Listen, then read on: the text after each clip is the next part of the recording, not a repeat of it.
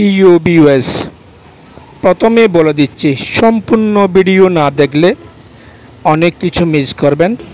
তাই বলবো সম্পূর্ণ ভিডিও দেখবেন এবং একটা ছাদ ঢালাই করার আগে কি কি কাজ গুরুত্বপূর্ণ এবং কি কি কাজ না করলে ছাদ ঢালাইয়ের ক্ষতি হয় সেই বিষয়গুলো তুলে ধরার চেষ্টা করব। আশা করি ভিডিওটি না টেনে শেষ পর্যন্ত দেখবেন এবং এখনও পর্যন্ত আমাদের ইউটিউব চ্যানেলটি যারা সাবস্ক্রাইব করেন নাই, যদি মন চায় সাবস্ক্রাইব করে দিয়ে লাইক কমেন্ট করিয়েন। আর ফেসবুক পেজের মধ্যে যারা আছেন ফলো দিয়ে লাইক কমেন্ট করে আপনাদের মতামত জানাবেন। তাহলে বন্ধুরা শুরু করা যাক। আসসালামু আলাইকুম রহমতুল্লাহ।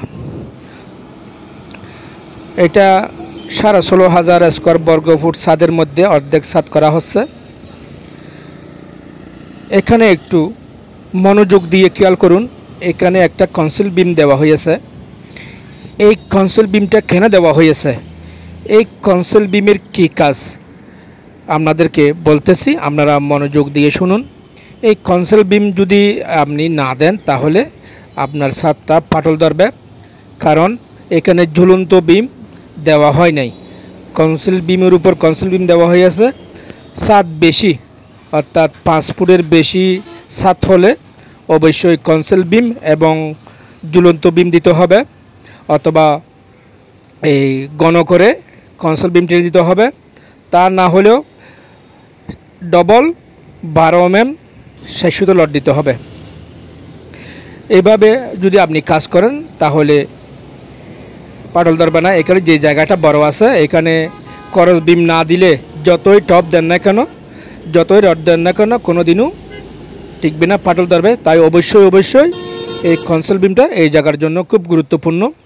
আর দেখুন এখানে যে পুকুর বাসগুলো দেওয়া হয়েছে, অবশ্যই পুকুর বাস দিয়ে কাজ করলে সাপোর্টিংটা একটু বেশি হয়। পুকুর বাসের উপরে দেখেন 2টা নেট হয়ে গেছে।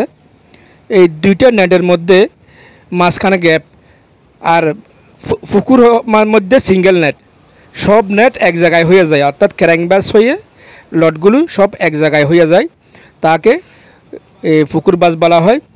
আর যে পুকুর বাসের উপরে যে পার আছে, আমরা পার বলি, সেই পারে যে এক্সট্রা টপগুলো দেওয়া হয়, আপনারা একটু নকশায় খেয়াল করবেন। ইঞ্জিনিয়ার সাহেব যে নকশা দিয়েছে, নকশার মধ্যে যদি গ্যাপ বড় হয় তাহলে ওখানে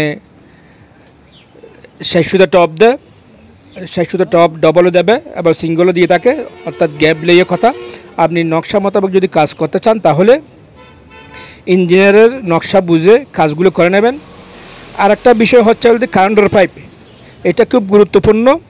কারেন্টের পাইপ একটার সাথে একটা লাগানো কোনো প্রকারে দেওয়া যাবে না। কোনোভাবে একটার সাথে একটা লাগানো করলে ওই জায়গাতে দেখবেন কিছুদিন পর পাটল ধরবে। যদি বিশ্বাস না হয় আপনি যে কোনো ছাদে করে দেখবেন, একটার সাথে একটা লাগানো করলে ওই জায়গাটা মাপ দিয়ে নিচে দেখবেন ওই জায়গা বরাবর পাটল ধরছে। তাই ওখানে 1 ইঞ্চি গ্যাপ রাখবেন।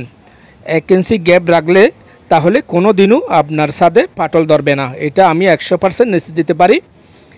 আর যে বিষয়গুলো হচ্ছে, প্রতিটা কলমের মধ্যে 3টে করে রিং বানিয়ে দেবেন।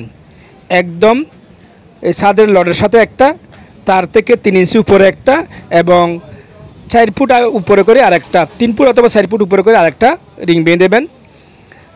অবশ্যই এগুলো বাঁধতে হবে, আপনার কলমের রডগুলো সিধে থাকবে। আর একটা গুরুত্বপূর্ণ কথা হচ্ছে, কলমের ভিতর যেখানে বিম বাঁধা হয়েছে, বিম ঝুলানো হয়েছে, সেখানে 2টা করে রিং, যদি বিম বড় হয় 2টা, যদি বিমের হাইট ছোট হয় তাহলে একটা রিং দিলেও হবে। এটাও খুব গুরুত্বপূর্ণ। আর একটা বিষয় হচ্ছে ব্লক, অবশ্যই ঘন করে ব্লক দিতে হবে। আপনার নিচে 6 ইঞ্চি অর্থাৎ 1 ইঞ্চি থেকে একটু কম ব্লক দিতে হবে। আর যেগুলো ডবল ব্লক 3 ইঞ্চি ব্লক দিতে হবে। ডালাই যদি 5.5 ইঞ্চি হয় 3.5 ইঞ্চি ব্লক দিতে হবে। এগুলো মাথায় রেখে যদি আপনি কাজ করেন তাহলে 100% আপনার সঠিক নিয়মে কাজ হবে। আর একটা বিশেষ গুরুত্বপূর্ণ কথা হচ্ছে যে ঢালাই কিভাবে মিক্সার করবেন, আমরা এখানে অনেকেই জানি না। তাই ঢালাই মিক্সার করতে হবে 1, 1.5, 3।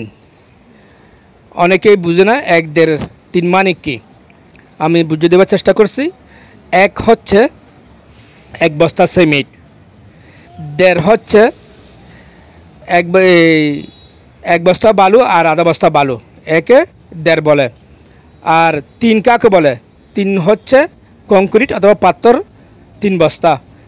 যে সিমেন্ট, একটা সিমেন্টের মধ্যে 1 ফুট 3 ইঞ্চি সিমেন্ট থাকে। একটা সিমেন্টের ব্যাগে, অনেকে জানে না, একটা সিমেন্টের ব্যাগের মধ্যে 50 কেজি হিসাব করে, কিন্তু 50 কেজি কয় ফুট সিমেন্ট জমা এখানে কেউ জানে না। আমি এটা আপনাদেরকে বলছি, আপনারা লিখে রাখেন, ভবিষ্যতে আপনাদের কাজে আসবে।